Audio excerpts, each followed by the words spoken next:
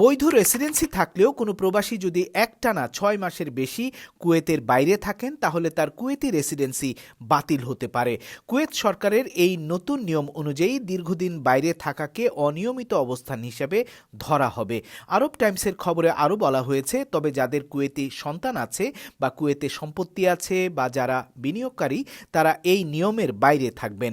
গৃহকর্মীদের জন্য নিয়ম আরও কঠোর করা হয়েছে। তারা সর্বোচ্চ ৪ মাস বিদেশে থাকতে পারবেন, যদিও স্পন্সরের অনুরোধে তা বাড়ানো সম্ভব হতে পারে। এদিকে কুয়েত সরকার দেশটিতে পর্যটকদের ভ্রমণ আরও সহজ করতে নতুন একটি ডিজিটাল ভিসা ব্যবস্থা চালু করেছে, যার মাধ্যমে মাত্র ৫ মিনিটের মধ্যেই ভিসা অনুমোদন দেয়া হচ্ছে।